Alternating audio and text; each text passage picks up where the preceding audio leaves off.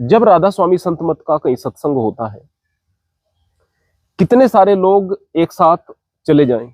यहां पर आपका सनातन धर्म का सबसे बड़ा चेहरा बन गया है वर्तमान में आईआईटी बाबा। वो कह रहा है कि मैं ही तो कृष्ण हूं, मैं ही तो विष्णु हूं। किसी बड़े आयोजन में वीआईपी कल्चर चल रहा है, तो यह न केवल धार्मिक रूप से गलत है, बल्कि यह इस तरह की घटनाओं को अंजाम देने में सहायक सिद्ध होता है। नमस्कार, स्वागत है आप सभी का हिंदुस्तान 24 पर और मैं आप सबके साथ विपिन चौधरी। आज सुबह ही प्रयागराज से एक बड़ी ही दुखद घटना आई है। प्रयागराज महाकुंभ में भगदड़ मचने से 17 लोगों की जान चली गई है। हालांकि कुछ लोग कह रहे हैं कि मरने वालों की संख्या और अधिक है। इस घटना के बाद कुछ लोग वहां पर व्यवस्थाओं पर सवाल उठा रहे हैं और कुछ लोगों का कहना यह भी है कि वहां पर जो प्रशासन है बस वो वीआईपी लोगों की आओ भगत में लगा रहा और इसी वजह से इस प्रकार की ये घटना वहां पर हुई।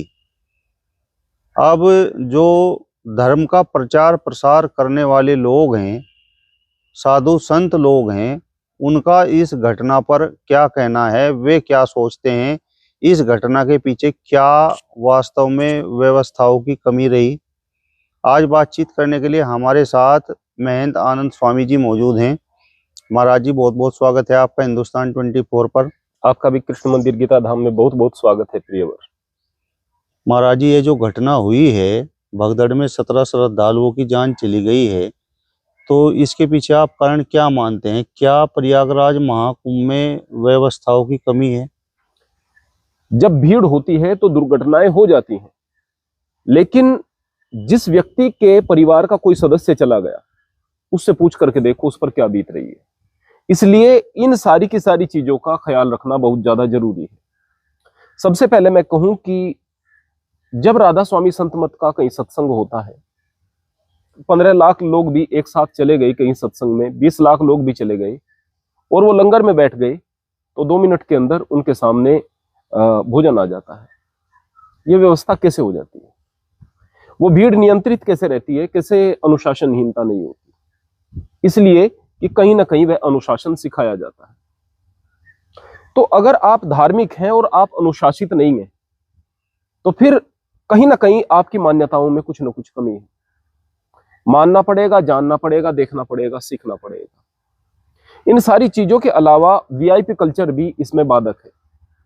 अगर कहीं पर भी किसी बड़े आयोजन में वीआईपी कल्चर चल रहा है, तो यह न केवल धार्मिक रूप से गलत है, बल्कि यह इस तरह की घटनाओं को अंजाम देने में सहायक सिद्ध होता है।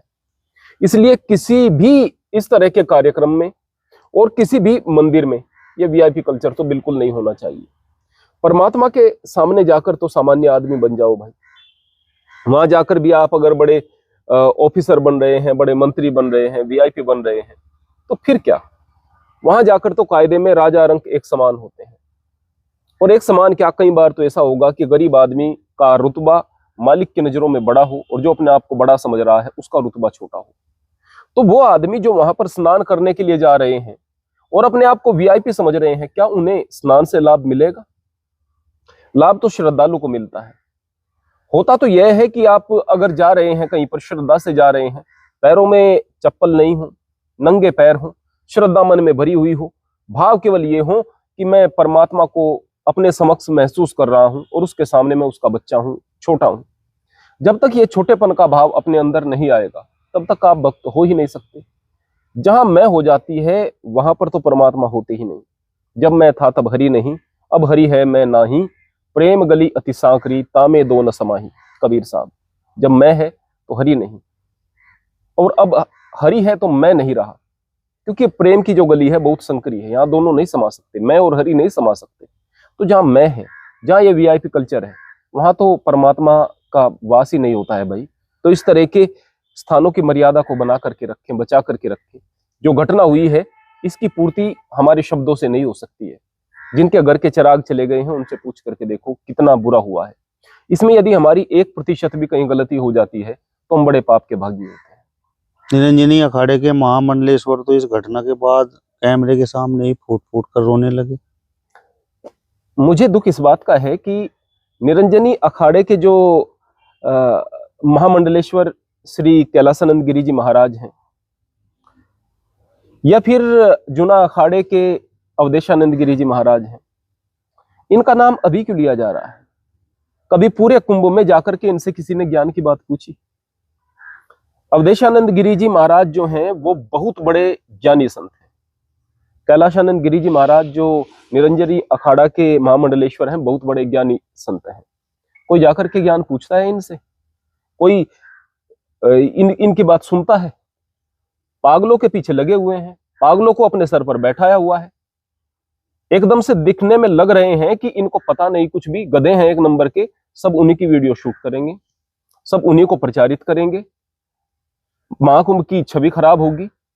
अगर इस तरह के महामंडलेश्वर, जिस तरह के कैलासानंद गिरी जी महाराज हैं या अवधेशानंद गिरी जी महाराज हैं, या बहुत सारे विद्वान वहां पर आए हुए हैं, इनसे पूछ करके कुंभ की व्यवस्थाओं को चलाया जाता तो शायद कुछ और बात होती। यानी कि कुंभ में महात्मा आ किस लिए रहे हैं, बड़े बड़े साधु संत आ किस लिए रहे हैं? इसलिए कि भाई उनका आशीर्वाद मिले, उनसे ज्ञान मिले, उनसे व्यवस्थाएं पूछ करके चलें। यदि आप लोगों का कोई सरपरस्त नहीं होगा, आप लोगों का कोई मार्गदर्शक नहीं होगा, रहनुमा नहीं होगा, किस प्रकार से व्यवस्थाएं चलेंगी? तो जाहिर सी बात है भाई, सरकार इन चीजों को नहीं देख सकती है। श्रद्धा का विषय श्रद्धा से भी चलता है। बहुत सारी ऐसी चीजें हैं जिनकी तरफ सरकार अपना ध्यान नहीं ले जा सकती है, ये विद्वान लोग लेकर जा सकते हैं, लेकिन न इन विद्वानों की कोई सुन रहा है। सनातन में एक बात हो गई है, अपनी डपली अपना राग। और मैं वर्तमान में कहूं कि यहाँ पर इस सनातन परंपरा के अंदर जो ज्ञान की परंपरा है ना, जहां वास्तव में हमारे शास्त्रों के ज्ञाता बहुत बड़े ज्ञानी हैं, उनको कोई देख नहीं रहा। झूठ मूठ के तंत्र मंत्र की, झूठ मूठ के साधनाओं की परंपराएं चल गई हैं। इसीलिए अघोर का मतलब क्या होता है? अघोर, अघोर का मतलब होता है जो घोर नहीं, सीधी सादी भक्ति। अघोर का मतलब होता है सीधी सादी भक्ति, यानी कि परमात्मा से एक भक्त जाकर के जुड़ गया, मेरे मालिक मैं बिल्कुल अज्ञानी हूं, मुझे कुछ नहीं पता, मुझे तो ये पता है तू मेरा मालिक है, मैं तेरा बच्चा हूं, मुझसे पाप न होने पाए, मुझे मानव मात्र के कल्याण में लगा देना। यानी ये जो सरल साधना है, जो घोर नहीं है, वह अघोर है। लेकिन यहाँ पर अघोर किसे कहा जा रहा है? जो कुत्तों की टट्टी खा रहा है, जो इंसान की टट्टी खा रहा है, जो पेशाब पी रहा है, जो मुर्दे का मांस खा रहा है, जो नहा नहीं रहा है, जो बिल्कुल सड़ियल सा आदमी है, बोले ये अघोरी है। ये अघोरी नहीं है भाई, ये पागल है, इसने सनातन का मजाक बना दिया है। और आप लोग इनको अघोरी कह रहे हैं कि हड्डियों को चबा जाते हैं, हड्डियों को। ये अघोर नहीं है, पशुता अघोर नहीं है, सरलता अघोर है। अघोर का मतलब ही यही है कि जो घोर नहीं है वह अघोर है। तो इस तरह की जो चीजें यह चल रही हैं, और ये जो विद्वानों का मार्ग जो है, इसको छोड़ करके आप चल रहे हैं, इससे सनातन को बड़ा नुकसान होगा भाई, बड़ा नुकसान होगा। कैलासानंद गिरी जी महाराज के दर्द को इस वक्त वही समझ सकते हैं। ये जो बड़े बड़े विद्वान जो है ना, उनके दर्द को वो लोग समझ सकते हैं, क्योंकि उन्हें सनातन की चिंता है।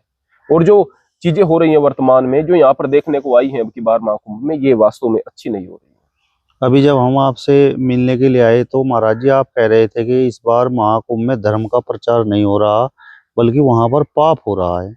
देखिएगा प्रियवर, मैं आपको एक चीज बताता हूँ कि जितना ज्यादा हम सोशल मीडिया इत्यादि का दुरुपयोग करते हैं, और जितना ज्यादा इन चीजों के इन्फ्लुएंस में जाकर के धर्म से हट जाते हैं, उतना ही समझो कि जो हम हमारे पर्व हैं, हमारे पवित्र पर्व हैं, उनका अपमान कर रहे होते हैं।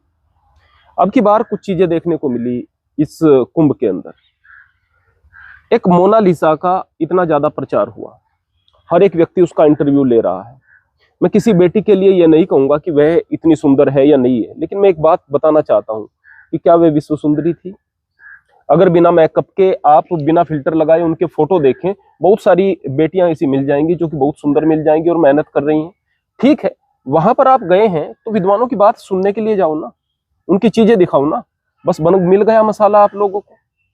इन सारी चीजों के अलावा एक हर्षा नाम की मॉडल थी, वो मॉडल वहां पर गई, चलो भाई कोई बात नहीं, जा सकती है।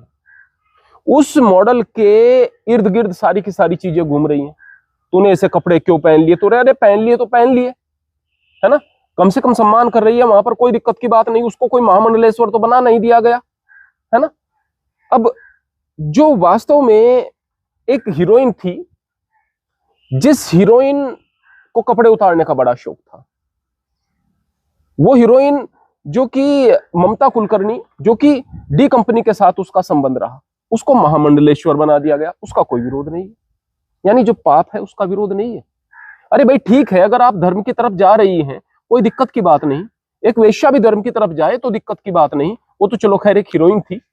जो अपने पाप को छोड़कर धर्म की तरफ जाए कोई दिक्कत की बात नहीं, एक गंदा आदमी धर्म की तरफ जाए कोई दिक्कत की बात नहीं। लेकिन जाकर के अगर आप स्कूल में जाएंगे तो वहां पर आपका प्राइमरी में तो एडमिशन होगा ना, या आपको डायरेक्ट स्कूल में जाते ही प्रिंसिपल बना दिया जाएगा?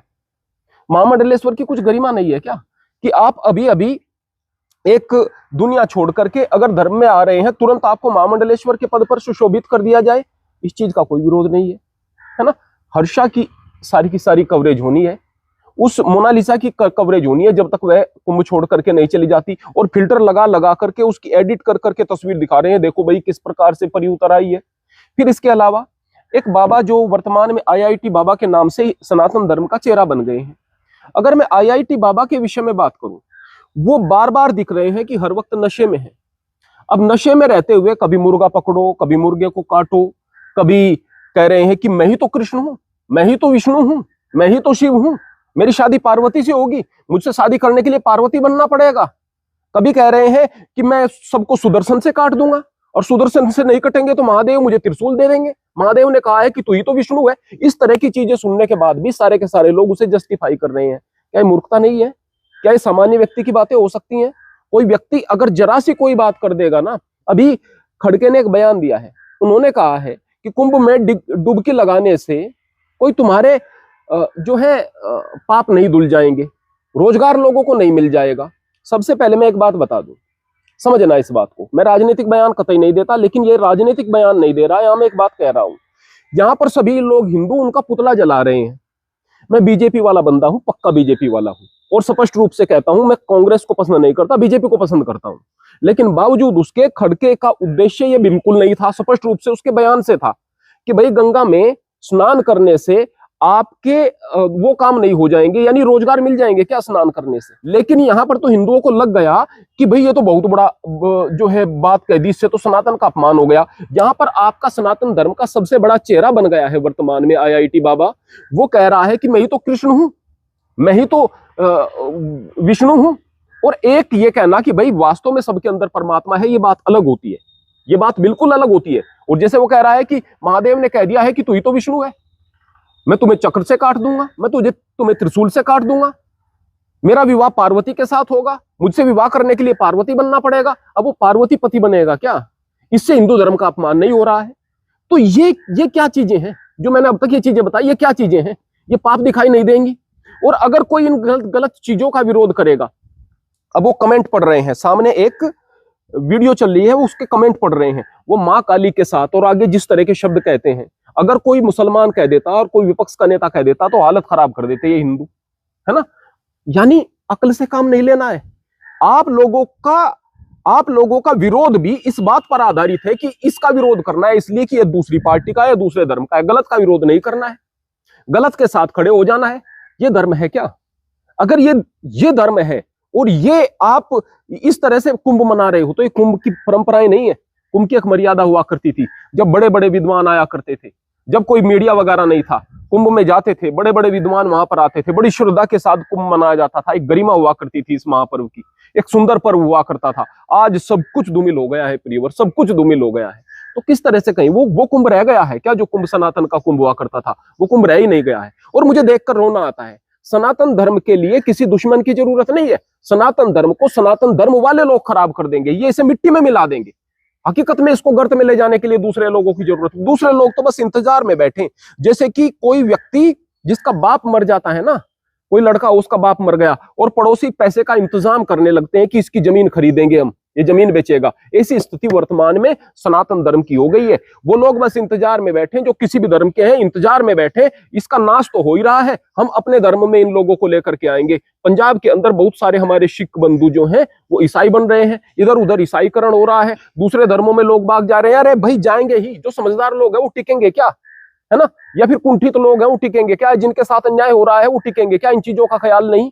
और बात करते हैं हम कुंभ की, बात करते हैं कि कुंभ में स्नान करने से पाप कट जाएंगे। अरे भाई पाप काटने के लिए नहीं जाना है वहां, तो इसलिए कि आप आध्यात्मिकता का अनुभव करें, आध्यात्मिकता का अनुभव, है ना। आप वहां पर लाइसेंस को रिन्यू कराने के लिए जा रहे हो क्या पाप करने का, कि दोबारा फिर पाप करना शुरू कर देंगे? अभी किसी व्यक्ति ने बड़े लॉजिक की बात कही थी कि यदि वहां पर जाकर के पाप करते हैं तो फिर जो जेल में जितने सारे कैदी हैं ना, उन कैदियों को वहां पर ले जाओ और उनके पाप को पाप मुक्त करके उन्हें जेल से रिहा कर दो, है ना। वो आदमी नास्तिक था, उसने सनातन के विरोध में यह बात कही। वास्तव में सनातन के विरोध में बात थी ये, लेकिन फिर भी कहीं ना कहीं इस बात को सोच कर देखना, अकेले में बैठ करके कर देखना, क्या इस बात में पॉइंट नहीं है? पाप मुक्त होने का मतलब उन पापों से मुक्ति नहीं है जो आप जानबूझ करके कर रहे हैं। पाप मुक्त होने का मतलब होता है कि माँ गंगा की हम शरण में जा रहे हैं, उस माँ गंगा की गोद में जा रहे हैं, हम माँ को साक्षी मानकर, हम परमपिता परमात्मा को साक्षी मान करके इस बात को कहते हैं, परमात्मा हमसे अनजाने अनजाने में पाप होते हैं, इन पापों से मुझे मुक्त कर देना मेरे मालिक, और आगे किसी का बुरा ना हो, ऐसी हमारे अंदर क्षमता देना। यह पाप कटना होता है। यहां पर कहेंगे कि यहां पर मन के पाप भी धुल जाते हैं। बोले कि गंगा से शरीर का स्नान होता है, नहीं, शरीर का नहीं, मन का भी हो जाएगा भाई, श्रद्धा से जाओ आप। लेकिन श्रद्धा है कहां? आपका वीआईपी कल्चर कहीं चल रहा है और कहीं ये मूर्खताएं हैं, तो फिर कहां से श्रद्धा है भाई?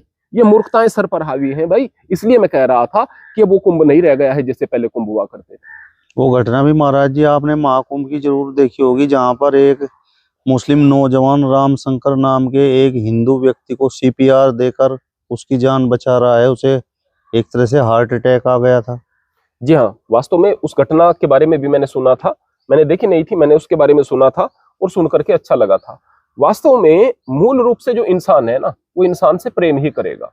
मैं आपसे एक बात पूछना चाहता हूं, आप अपने पड़ोसी से मिल करके देखना, जो मुसलमान हो या आपके आसपास रहता हो, आपके साथ अच्छा ही व्यवहार करता हुआ नजर आएगा। मैं अपने पड़ोसियों को देखूं तो अच्छा ही व्यवहार करते हुए नजर आएंगे।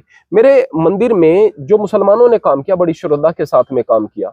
मैं यहाँ एक गंगो में चला गया, एक मंदिर का कुछ सामान लेने के लिए, पेंट का कुछ सामान था। मैं जातीश जी हैं हमारे नकुड़ वाले, उनके यहाँ से लेकर आता था, उनके पास अवेलेबल नहीं था, गंगो चला गया।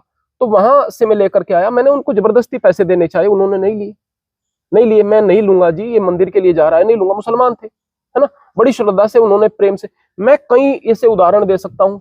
मैं चंडीगढ़ से लौट रहा था और लौटते समय रास्ते में एक मुसलमान की जूस की दुकान थी। मुझे नहीं पता था ये मुसलमान है ना। मैं जनरली बाहर की कुछ चीजें नहीं खाता हूँ, लेकिन सामने वो शेक बना रहा था, भूख लगी हुई थी, मैंने सोचा कि मैं यहाँ से थोड़ा शेक ले लूं। मैंने वहां पर शेक पिया, उन्होंने जबरदस्ती और पिलाया। मैंने कहा ये जबरदस्ती क्यों कर रहा है? मैंने सोचा कि चलो कोई बात नहीं, इसके 2 पैसे बन जाएंगे। मैंने उसको पैसे देने चाहे, उसने बिल्कुल नहीं जी गुरुजी हो आप, गुरुजी हो। मुझे पता चला ये बंदा मुसलमान है, बाद में पता चला मुसलमान है। क्यों? श्रद्धा से और प्रेम से पेश आ रहा था।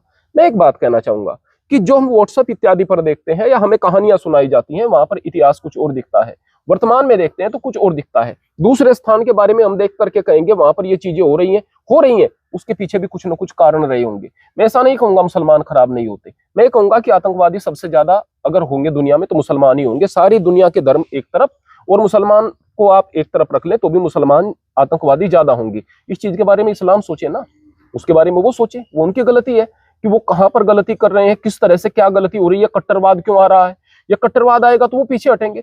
आपके अंदर जो गलती है आप उस चीज को देखो। तो मूल बात यह है कि आपको विरोध करना है, गलत इंसान का करो, कोई राय मत बनाओ किसी के बारे में।